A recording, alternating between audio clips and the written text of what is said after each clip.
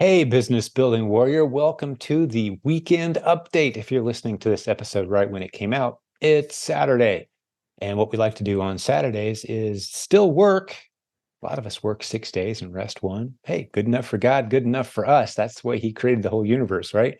So we're working on a Saturday, sure, but why not take along a great update, a podcast episode that we've gone back and reviewed from maybe 2 weeks, 6 weeks, 6 months ago.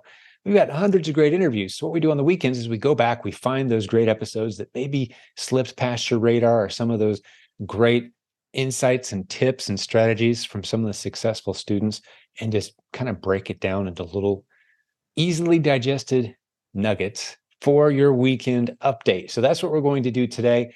And we're going to dive into that in just a moment after I make a couple of announcements. First, if you haven't got a free copy yet of the brand new, all new, our 11th update of the Silent Sales Machine book.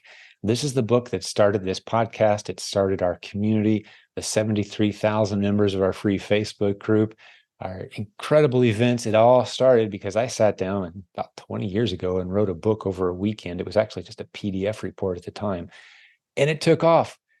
And it started this incredible movement that is now thousands of business building warriors all over the world.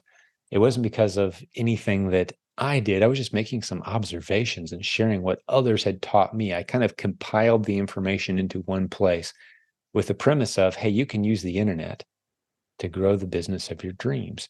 And here's the rules I'm kind of discovering. Here's some of the things you should avoid, I was discovering. And there's a group of us, we just kind of compiled this information and kept learning new things. Well, I've updated it, and the 11th update is now available. All the stuff you should avoid, the legitimate opportunities that are available to you, the mindset that's required in order to tackle these opportunities, a lot of very specific strategic advice on using the internet to launch and grow the business of your dreams, multiple income streams, using the internet creatively. That's the book. So go to silentsalesmachine.com and you can see more about it. Or you can text the word free, that's FREE, to this phone number. It'll be in the show notes as well today. The phone number is 507 800 0090. Now, if you happen to live outside the United States or Canada, that might not work for you. So just email our support team. There's a link at silentjimdotcom and say, hey, I heard Jim make that free offer. Assuming the free offer is still around, which it will expire at some point. But now, as we're launching the book, we wanted to give it away for free. That's a great opportunity for you. So there's that. And I also want to remind you, if you're new around here, this podcast is the supporting podcast for the leading Amazon seller training in the industry. I'm talking about the Proven Amazon course at provenamazoncourse.com. It's the longest running Amazon seller training in the industry, with more success stories than any other, a bigger support team. There's about 100 of us that support that course. All kinds of creative modules for every level of Amazon seller experience. If you know nothing about Amazon, you know nothing about e-commerce, we got you. If you've already got a $50,000, $100,000, $1 million a month business, there's ideas in there I guarantee you have never been exposed to that could improve your business. So for $39 a month, provenamazoncourse.com gets you a library of content that grows with you. We believe in just-in-time education, which means right when you need it, we got that next thing that you need, and it's in there. And then we've got our free Facebook group support community at silentjim.com that's there to help you as well if you want to check that out. So that's the introduction for this weekend update. Let's go find out what the team has put together for us today. Enjoy this episode. We'll have brand new episodes for you starting at the beginning of the week, so don't miss those. Hey, have a great weekend. God bless you, warrior. Let's jump into the content.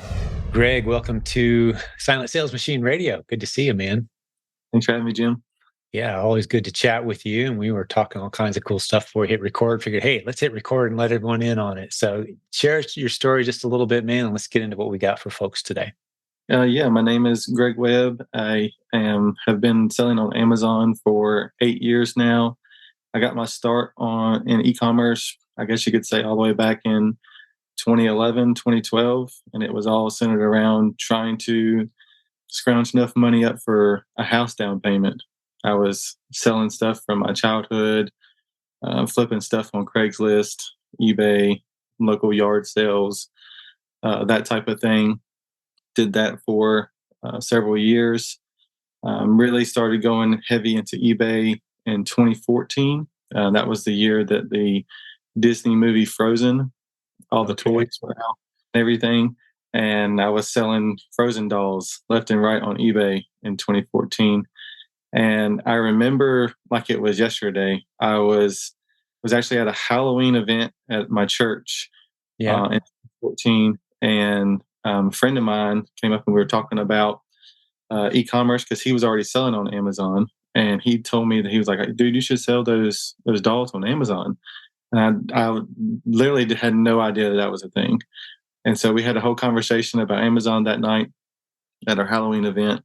And by January, I jumped 2 feet into the Amazon pool and have been in the space ever since. I think we did $3,000 in sales January 2015, and it's been a snowball ever since, just constantly building every day since then. I think we started with $5,000 that we had in our savings account, or I had in the savings account at the time.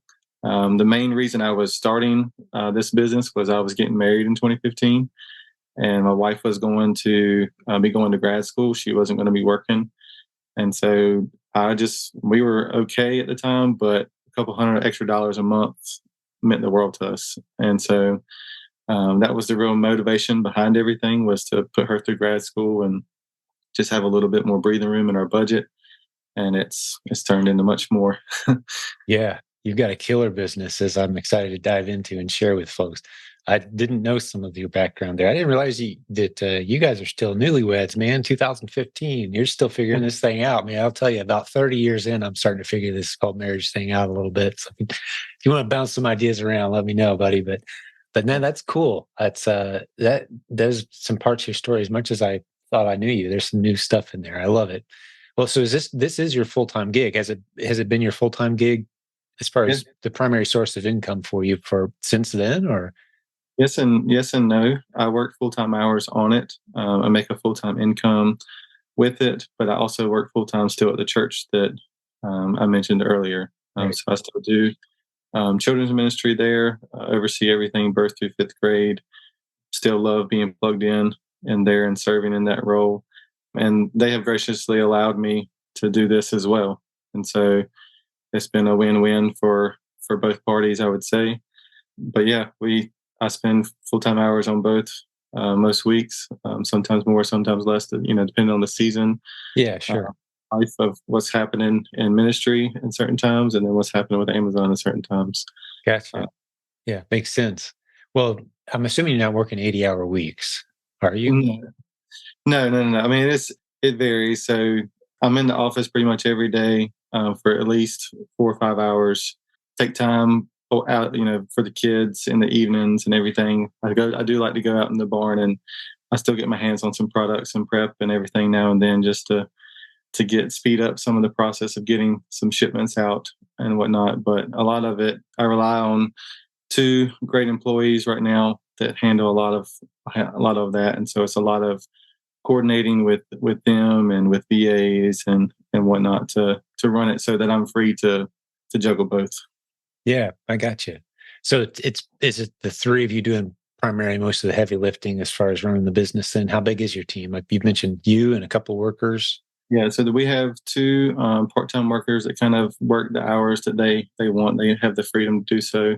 It's a mom and daughter team, and I've watched the daughter basically grow up in the church since she was a young kid, and so Yeah, I no. remember you mentioned that as a family in the church. They've been working with you for a long time, right?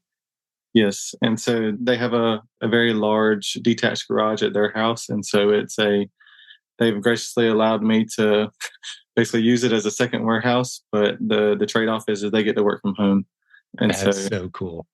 I they love that arrangement. It's kind of that in between arrangement between doing it out of your own kitchen or having a prep center in another state. Is find a neighbor that's got some extra space, make them your employee slash warehouse, store it there, right?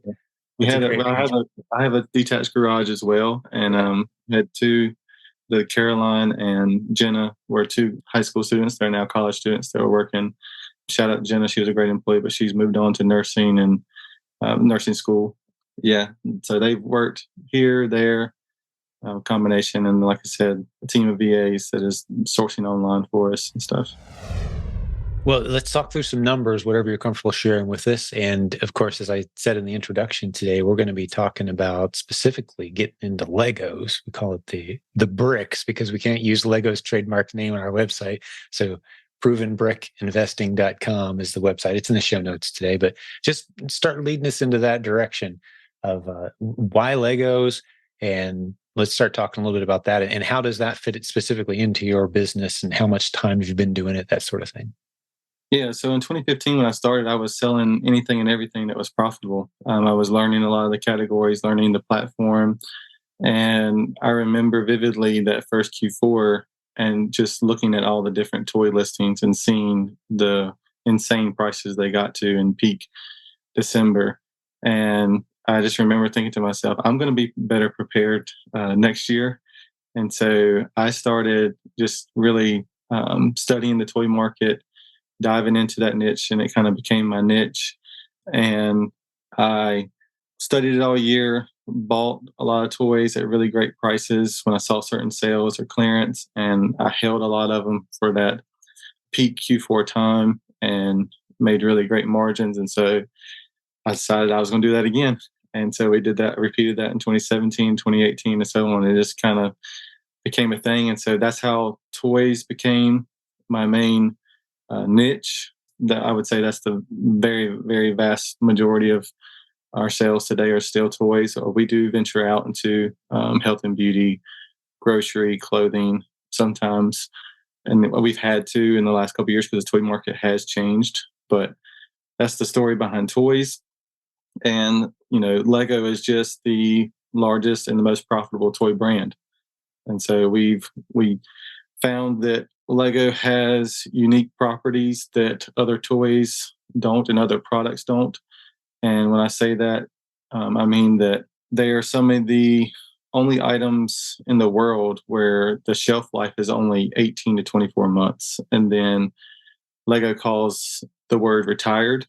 So Right. they're basically just discontinued is another, synonym for that, where, those sets are no longer made and the demand still exists there for those sets on Amazon. And so you have this beautiful relationship with supply and demand where supply is, decreasing and prices increasing, and it makes for a profitable business. Yeah, I mean, I've heard the stories of people that, say Lego investing is better than, a lot of the stock market, and, people who go really serious deep. I mean, I've heard of people with millions of dollars of Legos in warehouses and such.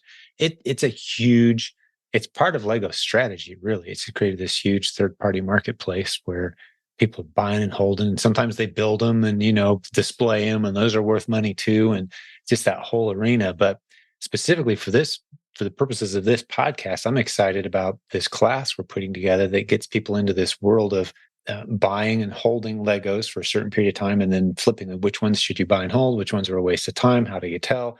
There's a bit of a science to this that you've identified and uncovered and talk a lot about. That's what we're going to be getting into. But just so we're real clear, how big is this? To whatever degree you're comfortable talking about numbers, like what percentage is toys, what percentage is Legos of your business, and what size business are you running? Yeah. So let's see, we are coming up on 5 million in cumulative sales since we started. We did several years where we were, several $100,000, and it has, like I said, has snowballed since then. The last couple of years, we've been over seven figures. I think we did like 1.3 last year, and we're projecting to do anywhere from probably 1.6 to 1.8. I would say this year. We're getting 2023. Nice. we're, yeah, we're getting ready to hit that $1 million year to date mark for this year. With the best couple months coming at us fast. Yeah. Yeah, last year we did 500,000 just in November and December alone. Yeah. So Nice. if we take that same number and increase it a little bit, it would land us in that 1.6 to 1.8 Yeah. range. Fantastic. And I'm assuming because you're doing a bit of a buy hold strategic purchasing strategy. A lot of the new sellers in our community, we started off with the replens model, just getting used to the landscape and finding some winning ASINs. And we see typical margins anywhere from, on the low end, maybe 12% net margin, 15 up to 25 plus percent net margin. Like that's pretty typical for the replens model. What are you running at with your business right now? Before and after, payroll, that kind of thing. Just help us clarify what we're talking here. Yeah, I mean, last year, I'll be completely honest, we had to liquidate a bunch of bad buys from the pandemic. So I'll be completely honest with that. And that our margins last year, after everything was settled, after payroll, expenses, everything, we were right around that 10, 11%. But you go in years before that, you try to shoot between 15 and 20. And there was a lot of years where we were hitting that 20 to 25 in the early years. If you can buy the right sets, and it all depends on how long you want to hold. If you're holding for a year or less, you're going to take less margin. If you're going to hold for a year or more, you're going to definitely take more margin. And so there's a lot of costs to running the business, especially with having a team of VAs and employees and stuff. It's a lot more cost associated with running the business with a team than when I was doing it by myself from my garage for all those years. But the trade-off is that you have more time freedom and more flexibility and, all that good stuff that, you just, it comes to a point where you can't do it all yourself. Yeah, if you're going to. of course. Yeah. So was that, you said 10% last year was that after you were paid as well? Or was that your take home, 10% of that? That was after I was paid as well. So after you were paid as well. Man, there's nothing wrong with that, dude. That's a beautiful business. I mean, that's not bad at all. 10% on 7+ figure business after everyone's paid and happy. Well done, man. That's cool. With the sky is the limit. The thing I want to tap into is, this is one of dozens of models. We've never really talked specifically about this one, but there are so many ways to make money on Amazon and to make money online. And you guys are primarily selling on Amazon now. Correct me if I'm wrong, but that's what percentage? 90%? 99%. We do some scratch and dents and return stuff on Marketplace and eBay and that kind of thing, just to kind of free up space and to get return on, get that capital back. Put into use. Makes sense, man. Fantastic. Okay, so we've got a nice, clear picture of kind of where you've come from and what results you've seen so far, the fact that you're well qualified. I can't wait. I mean, my team's going to be a part of this course, this class that we're putting together, this training. So what's going to be involved? provenbrickinvesting.com is the website. What's going to be involved? What's the value proposition here if I sign up to be a part of this? Yeah, it's really geared for somebody who's never sold a Lego before and walking you through the very beginning to the very end of, all the things, just as simple as the terminology that is used in the Lego world, what different things are called, how do you identify what we're talking about, to looking at different themes, patterns with different themes, life cycles. How can you identify what sets are retiring, where to buy, how to store? And that's probably the biggest holdup with when I pitch the idea to sellers about investing in Lego. Is the biggest roadblock I get is, where am I going to put them all? Like, if I'm going to hold these for a year, where in the world are they going to go? Especially at scale, where are they going to go? And so I think we've kind of drilled into that and kind of gotten down to a science of, what size sets are the best ones to buy. Because I wish I came up with this term myself, but a good friend of mine came up with the phrase dollar density. Yeah. You really want to be looking at sets that give you the greatest return for the storage space too. And so, one set may technically profit you more, but you can only get 4 in a box versus, something that may technically profit you less, but you can get 25 in a box. Right. That makes total sense. Yeah. And so your profit per square foot in storage is way higher with the smaller set, but you can only get 4 in a box versus, something that may technically profit you less, but you can get 25 in a box. Right. That makes total sense. And Yeah. so your profit per square foot in storage is way Mhm. higher with the smaller set. And When so, you're thinking at scale, you got to think that way. If I'm going to fill up my 10 by 10 space, I want to fill up with as much money as possible. So I want smaller sets, even if the margin's a little lower and the profit per unit's a little lower. I get a lot more in there. yeah, And and there's a lot less risk with those type of sets too. If people are buying a $250 set that's bigger, they expect a lot out of it. They want it to come pristine, and we try to make everything pristine, but of course, there's certain things in the world that are out of our control, and that's how Amazon handles our inventory, how FedEx yeah, and in the UPS, warehouse, yeah, the crushed boxes and such. all that kind of stuff. And so, you know, a $250 set is a lot has a higher likelihood to be returned or have negative feedback versus a set that you paid $20 for and it's appreciated to 60. Yeah, great insight. And I love it. I'm sure having sold millions of Legos, millions of dollars of Legos, and millions of Legos, you've learned some very valuable lessons. So, this class, tell me about it. Is this going to be a series of webinars? Is this going to be like handouts, or is there going to be a community feel to this thing? What's this going to be like as I jump in? Yeah, I'm envisioning three different sessions where we kind of go through the basics. And in session one, get everybody's feet wet, get everybody up to speed with terminology, just general concepts.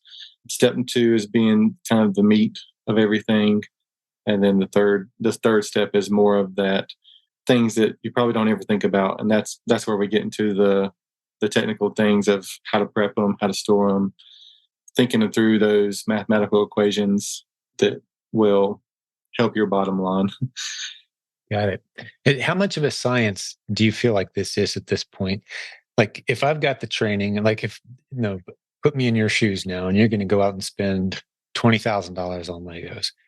How much of that is confident money, and how much of that is kind of rolling the dice? I may end up breaking even, and is there a chance I could lose? Of course, with any business, there is. I mean, things can go wrong constantly. But I'm just talking about how good are you at identifying the ones that are going to be worth more later, while avoiding the ones that are going to stay flat or actually decrease in price? Like, how dialed in is this system that you've got? I like to think that I've gotten better over the years. I've definitely picked some duds. Everybody has, and that comes with any business. But I feel like I've picked a lot more winners than duds, and so kind of dialing into kind of my bread and butter over the last couple of years is going deeper on exclusives. And with those store exclusives, you don't have to worry about Amazon ever being on the listing, and they kind of offer another level of scarcity Mhm. to the product because not only are they being retired and discontinued, but they were only available at one store when they were available. And so identifying those and where to buy them, how to buy them, because usually all of them at some particular point in their lifespan do get discounted pretty heavily. And so knowing when to kind of drop everything and go after those is important. But then, when it comes to like a standard set that even Amazon is on, looking at Keepa charts, identifying patterns, seeing what happens when Amazon goes out of stock with the price and with the rank and all that kind of stuff, you can kind of get a feel for looking what a set may do after retirement. And then with Lego, they do a lot of, it's not the same exact set, but there'll be repeat themes where you can kind of go back and you can look, especially in the Star Wars line. They'll have the same like characters, ship, or whatever scene that's been a Lego set before, and you can kind of go back and see what the old one did. And so it's taking all those different data points and piecing them together and just coming to a conclusion that leads to it being profitable. Yeah, And at some point in the near or distant future. Like, what's the shortest window of time you typically will hold them, and what's the longest you've ever held a set looking to so do well with it? there's again, if I'm being completely open, there's a set that I've had for a couple of years that still is not doing great. Like I said, that's one of the duds. But the ones that have the winners, the shortest time that I've held is like 3 months, and it was already at like 75% ROI within 3 months of retirement, just because it was very limited in, Production. you know, lifespan was very short. It was Demand was high. inexpensive. It died quickly, and It got up, all the yeah, and planets there was a aligned. special price at the end of its life where Right. if you bought really heavy at the end of its life, that there was only like there was literally probably a weekend where it was that price, and so everybody else who had bought before then, was $10 higher in buy cost, and so things like that. Gotcha. Does Lego keep a pretty I would tight say, go ahead, map? sorry. I was going to say, does Lego keep a pretty tight map price? Like, you're going to see pretty much the same price at Target, Walmart. Having seen Legos at like a Kroger and other places, and even online. Do they keep that pretty tight, or are you going to see some fluctuation store to store on the Lego sets that you're buying? Yeah, so I mean, the way I kind of word it is that all sets start out at MSRP, and within a few months, they all go what I call the retail norm price, which is 20% off. And I always have people ask, like, Greg, they just put these on 20% off. Should I buy them? And if they're new to market, the answer is no, because that's going to be the standard price for the next 2 years. Right. It all kind of ranges in between that MSRP and that 20% off price. But the magic really happens on the special prices. Like this past week with Prime Day, there was certain sets that were lower than that 20% off price at stores like Walmart, and they'll do the same thing for Black Fridays and Cyber Mondays and some of the Christmas sales, and you can really get some good prices during those sales. But yeah, so I hope that answers your question. Yeah, absolutely. Yeah, it's just demonstrating the depth of the knowledge that you have of how to play this game. I think this is going to be tremendously valuable new skill set for any Amazon seller. It really doesn't fit cleanly into any of the other models that we've taught before. We've never taught a buy, strategically, hold, sell. And we're going to be talking more about that because we've got some people in our community that are just killing it with those kinds of models, and we've learned a lot about it. But specifically with Legos, we've never even talked about it before. So I'm thrilled to be bringing this to the community. And I do want to ask you this: is we've kicked around this class. I mean, we've been talking for over a year about putting this thing together. We're kind of it's fallen into place here as we close out 2023. And by the way, if you're listening to this episode well after this course is launched, you can still go to provenbrickinvesting.com and see we've got it packaged somehow where you can experience what everyone else went through live. If you don't join us for round one, we'll have some kind of price point that makes sense on there for you to jump in. But one of the questions I wanted to ask is, how much help are you going to give those of us in the class? Are you going to teach us the skills we need to find the sets? Is there going to be any specific, like, hey, keep an eye out for this one, guys? Like, what's your thought process on how viable that is? Because my understanding of it is there's certain sets that are going to catch on fire. It's like, hey, everybody do as much damage as you can on this one. Round them up now. We have a really good feeling about this. Not a guarantee, but this one's going to probably be hot in 6 months. Is there going to be any of that kind of specific instruction included, or maybe added on for those who want that more exclusive information? Like, talk me through that. What's your thought process there? Yeah, and so part of the course is kind of outline the criteria of what I'm looking for, and so that will be a repeatable model that somebody who just wants to buy the course and wants to do it on their own can do it on their own. So the goal is to teach you how to do it, and then do it on if do it yourself. But somebody who kind of wants specific instructions about certain sets, then I'd be happy to help people after the course do that in some capacity as well. Have something more exclusive, but we'll kind of see how this shapes out, with everyone jumping in. And as we do with all of our trainings around here, the people who take the class, who have the experience, they shape out what happens next. So if we identify something that everybody wants to provide, everyone's willing to throw a few dollars in the pool and create a new service or opportunity that serves those who are interested. Absolutely, we'll do something like that. But well, like I said, I'm super excited because my team's going to be going through this. I fully plan on I've been saying get into toys in Q4 for a few months now. The whole safety certificate issue is a complete non-issue. Not to dive into that, but man, it's just a non-issue. You can ignore it entirely because it's really not your worst case scenario is if you get a safety certificate notice from Amazon, they're going to send the toy back to you because you and none of the other sellers and nor the brands send in the required paperwork. So toys come back to the seller. No slap on the wrist, no negative consequence of any kind. Just have to flip it on eBay. So we're going big into toys. We're going big into so many things this Q4, but toys is one of them we're paying more attention to. So I'm excited about the timing of this class coming out. And I think it's going to really help some people add another new income stream onto their business. Here's another question I wanted to ask you. I'm just kind of trying to think from the vantage point of the listeners today. You said 99% Amazon, and you've had some losers, some duds. Have you thrown many of them out there onto other marketplaces out of necessity? What do you do with your duds, and how do you liquidate them? And then the other question on top of that, has Amazon ever said, no, you can't sell that one anymore for whatever reason? As far as Legos, they've never told me, no, I'm restricted on a set that I've already bought type of thing. I have seen that happen with sellers that don't have a lot of experience. Like if you have a newer account, 2, 3 years old or less account, I have seen going into Q4, they may restrict all the new release Legos. Like they don't want you selling all the new hot Legos that just came out, but you're still fine to sell, older ones. And all those restrictions usually lift the first week of January. Right. Amazon just kind of puts the brakes on inexperienced sellers on new hot sets that just come out. And that's not even, there is a time and a place for new hot sets, but that's not what the course is about. So Right. really not losing A non-factor. You're not really losing there.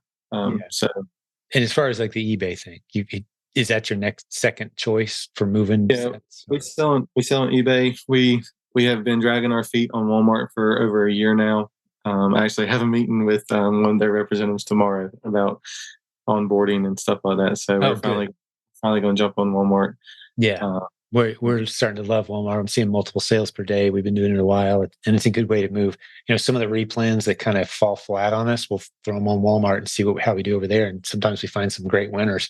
It kind of fuels our replan business as ASINs fall flat, fuels our Walmart business. Like, oh, let's throw it over there. Some of them turn into like, whoa, we need to buy more of that. It's doing great on Walmart. Didn't do so well for us on Amazon, or it did well for a while, and then the price kind of flattened out for us. So yeah, the two complement each other beautifully. I think you'll love getting on Walmart. Yeah, I see higher prices over there for some of the sets that we sell on Amazon, and my question has just always been the velocity thing. So I'm interested to see. It's a smaller crowd shopping, but you'll find your winners there. Absolutely, that's cool. Well, I'm trying to think what other questions that the listeners might have who are checking this out today. We'll have all the details at provenbrickinvesting.com, and Greg will be your trainer. He's the guy doing it. He's going to be training the classes. Are these going to be? I think we decided we're going to have a Facebook group, right, where everyone who's doing this can kind of hang out, and that'll be part of the. If you go through the round one experience, that'll be part of the experience. Is kind of being in there and kicking it around with you and whoever else we got in there supporting, answering your Lego questions. But was there anything else that you wanted to talk about? There is one other question. International students, I can just imagine some people outside the US. We have many international listeners. There's no reason they can't do this that I'm aware of, right? Yeah, it definitely can work. I know of several larger sellers that never even see a Lego set themselves. They pay the fees to have them stored in prep centers for a few months at a time, and it's a small price to pay for the profits that they nice returns later in the year. So you can't utilize a prep center. You would have to be strategic on what you buy. The deals to buy from the international student may be a little bit more limited, just because you won't have access to the in-store like Black Friday, Christmas type sale sets that we like to buy. But as far as buying quantity online, you can still do that of great sets. You can still have access to several day exclusives that different stores have. All those stores still have those online. So that would be the only caveat I would say with the international is not being able. Typical challenges that all of our international sellers have, and we have many successful students outside the U.S. who never see their inventory. They're using prep centers and relationship arrangements here in the States. Even have retail shoppers going out for them in some cases. It's pretty cool. Like this entire business can be run virtually, which means you can live anywhere. So yeah fantastic. I think the greatest appeal, just kind of for the course is that it can appeal to anyone, and like any from a from the from the seller that is just beginning to the seller that has six figures of capital that they like. Okay, I need to do something with. Where can I put it? Hmm. Uh, there's a place for everybody where you can make this part of just another spoke in your wheel, and kind of another little part of your business. It can be your whole business. It can be anything you really want it to be, but most of all, it can be another income stream that complements the replan strategy, complements whatever you're already doing, type of Yeah, thing. fantastic. Along those lines, saying anybody, right? That's a big word. How hard is it to get approved for Legos right now, and how hard has it been? You mentioned there's a little pushback during Q4 if you're brand new on some of the most popular sets, but for the most part, it's been a long time since I heard anyone having trouble getting approved for Legos. Yeah, it's right now. Ungating has been kind of getting tightened down in the last couple of months, as Amazon is kind of starting to change things going into Q4. But as of right now, I haven't heard anybody having issues getting ungated with So Lego. if And we'll someone's listening to this, they should just go, pick up a Lego set that's been out for a while, it may be a cheap one, and just, hit the barcode and see if Amazon lets them sell it or not, right? Like if you jump into this class and you can't get approved to sell Legos, I would argue actually these are still valuable skills because you can sell them to any of the thousands of the rest of us that love getting the good Legos, right? So this is still a valuable skill set, even if you can't get approved. right. But maybe go ahead and check and see if you are approved to sell. You may already be and not even know it. Most sellers with some experience probably are, but it shouldn't be too hard to get that approval. Any tips there if someone's not approved? We'll go over it in the course. There's a couple tips that I would, that second session where we'll walk through kind of what to do, what not to do. Okay, cool. And Well, yeah. So even if you're not approved and you have trouble getting approved, we'll cover that in the course. That's fair enough, man. You're going to bring a ton of value to this class. So excited to do this with you. Well, was there anything else on your mind as we start to wrap this one up, man? Can't think of anything. It's a fun journey. Legos are very unique. They're a very very unique product, and they offer something that I think most products on Amazon can't offer you, and that's that scarcity, and that just the whole that beautiful relationship between supply and demand. You just can't Yeah. hammer that enough. Yeah. Where It's a beautiful buy and hold. There's so few items that you can do that with. This buy and hold. And if you know what you're doing, have a pretty predictable expectation of a nice return, especially if you're diversifying your risk across multiple sets. yeah, Well, I love it, man. Well done. I use I use the phrase multiple exit options a lot when I teach people. Oh, I And love that. Okay. Lego, especially with certain buys, you have that multiple exit option. Like there was an example from this week with a Prime Day type of sale that one of the retailers was doing, where the price was low enough to where you could still make a profit matching Amazon at their retail norm price. And so you had this basically no lose situation Right. where You can flip it even if instantly. Amazon stayed on the listing for the next 2 years at that price, you could Mhm. still turn a profit. But it's projected to retire at the end of the year. And so it creates this great cash flow slash hold opportunity where the the seller is in control of the inventory, where they're not dependent on Amazon doing anything, they're not dependent on other sellers, tanking the listing type of thing, where they can choose to sell it at that profit now, or they can take more profits in 2024. And so that's the position I like to be in with a Lego. Yeah. Multiple exit options. I love that. Yeah. Even buy and hold it long term. There's no losing with this one. Unless you just let it get moldy in your attic or something. Yeah, you're going to make some money on it. So I love it, buddy. Well, appreciate your time, man. I always learn something hanging out with you, and I love having you contributing to the leadership team around here. You've built a beautiful business. Love your heart. Love the ministry you're a part of. Just our kind of people, buddy. So it's really great working with you and good seeing you today. Thank you for having me, Jim. Thank you, Greg.